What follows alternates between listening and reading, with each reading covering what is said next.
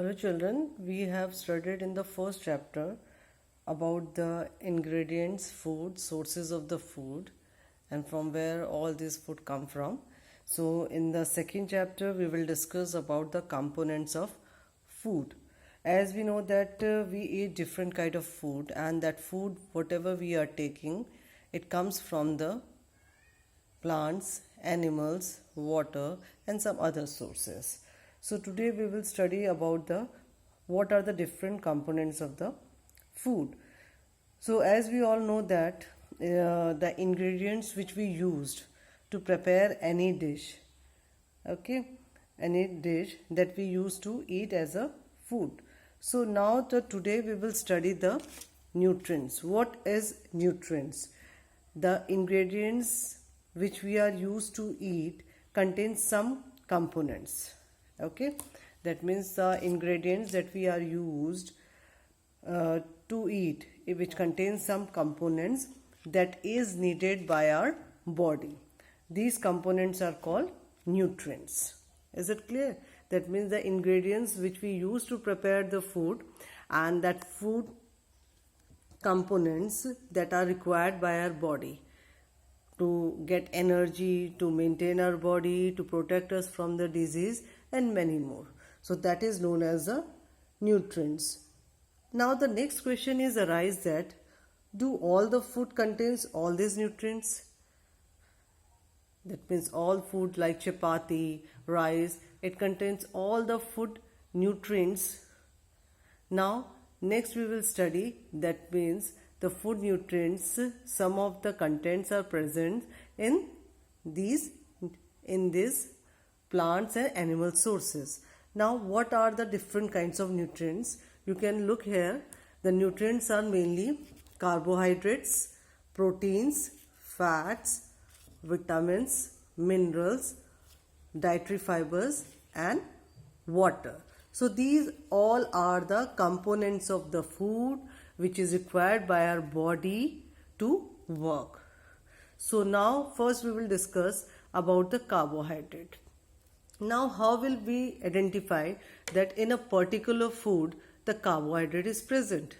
So there are some tests. Through the help of the test we can identify that particular food contains the carbohydrate or not.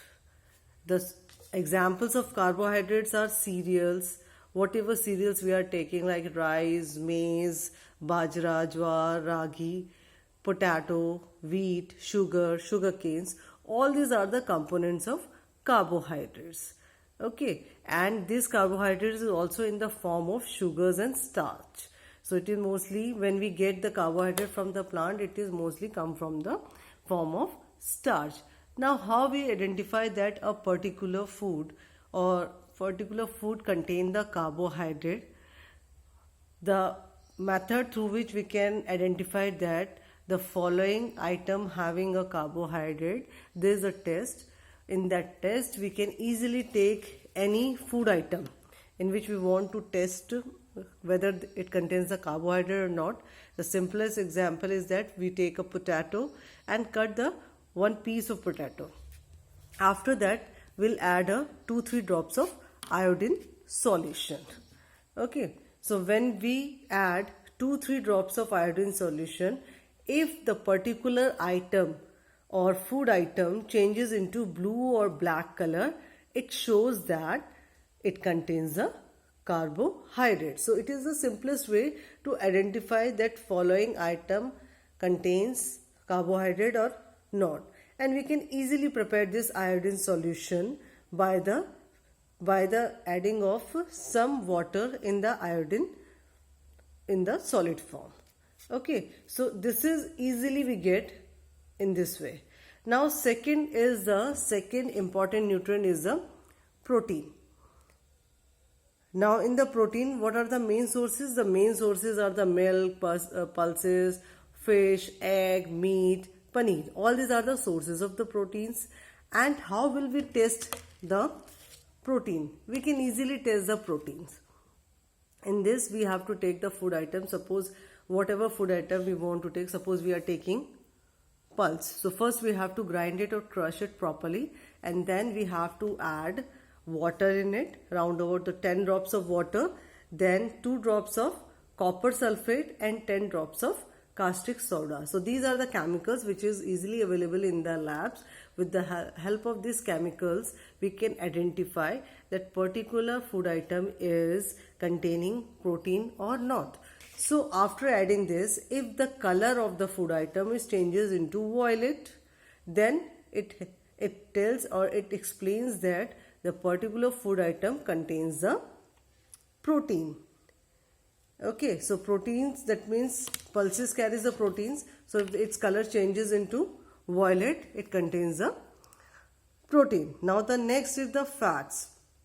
Fats is also one of the important nutrients of the body, and it is present in all the oils, nuts like ghee, butter, fish, meat, egg, and all this having this fats contents. Now how we will find out that particular food item contains the fats? The easiest way is that we can take any nut, any groundnut, almond or anything, and we just put it in the plain paper and then crush that material. I have done for you. There is a, you can see here is the mustard seeds, and I have crushed this mustard seeds. After crushing this mustard seeds, you will find that in this some patches are there. Okay, so these oily patches, this you can see with this, these oily patches, this shows that there is a presence of oil in it. So it is the easiest way to identify whether the particular thing contains fats or not. So with this test we can easily identify. Along with this, we having a next is the vitamins. The vitamins are very important for our body because it required in the less amount, but it protect our body from many diseases, keep our eyes, bones, teeth, gums healthy, or make our body fit. And the sources are the different because we have a different vitamins, vitamin A, B, C, D, E, K, and their sources, and the things which the sources in which these vitamins are present are fruits, cereals, milk products, pulses. All this contain the different vitamins. So first move on to the first vitamin, that is a vitamin A, which is important for to keep our eyes and skin healthy. And we get vitamin A from the fruit like carrot, papaya, apple, and some of the maize are the important sources. Next is vitamin B. Vitamin B is present in the rice, wheat, liver, and it keeps our muscles fit and skin healthy.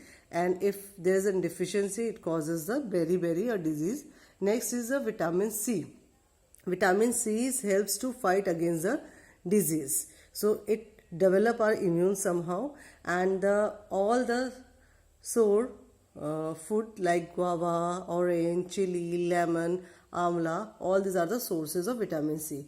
Next is vitamin D. Vitamin D is important to keep our teeth and bones healthy, and it provides somehow the calcium. So we get it from the milk and milk products, mostly the milk and milk products, egg, fish and all.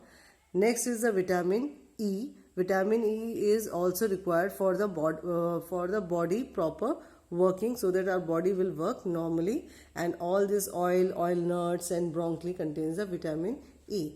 Next is vitamin K. Vitamin K is important to form a blood clot. Now what is blood clot? Whenever we get hurt, the blood gets start bleeding.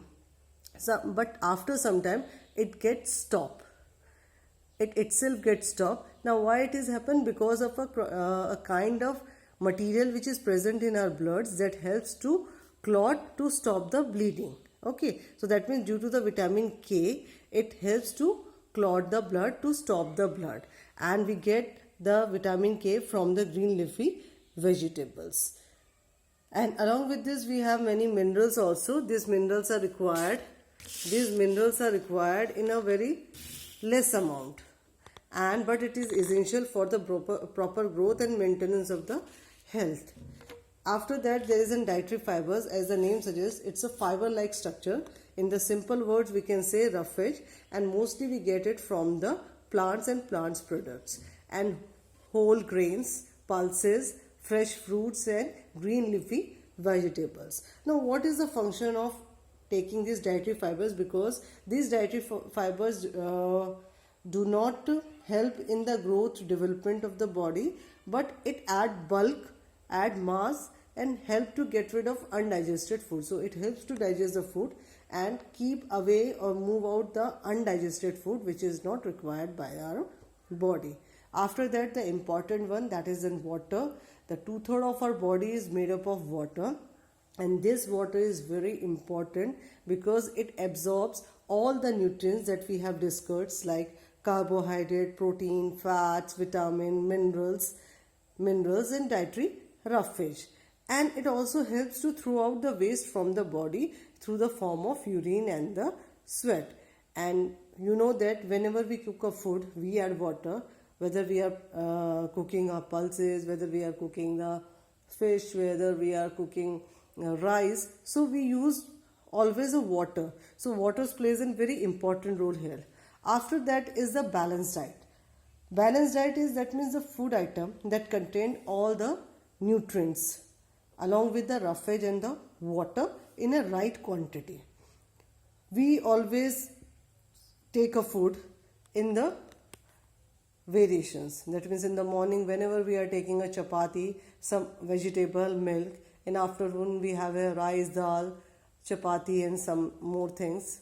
In between that, we having some fruits also, then biscuits also, and in night also we have used to prepare some other vegetable, rice or chapati. So that means we are taking a different kinds of foods in a whole day.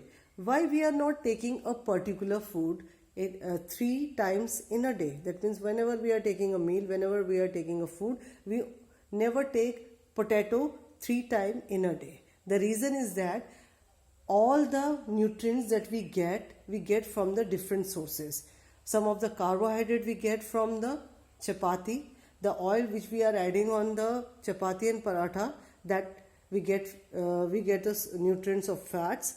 Along with this, the dal we are preparing, the vegetable we are preparing, the egg we are preparing, we get the proteins of that and the different vitamins and minerals from these sources. So that means balanced diet means the food that contains all the nutrients along with the roughage and water in a right amount. So that balanced diet is important for our body to keep our body healthy and fit. Now next is deficiency disease. Now as you know that when we are taking a food and when the food contents or the food contents and nutrients are not in the right amount, we are taking that food and that food in our opinion the food whatever we are taking is good for health, but when we are taking the food items it may not contain the nutrients in the right amounts, then what happens? Then slowly and gradually it affects our body system and it causes some disorders and the diseases. Now how we come to know that our body is suffering from some kind of disease? That means it affects our mechanism of our body. We are suffered, we get disorder. Suppose if we do not take proteins properly, if we are not taking proteins regularly, then it stunted our growth.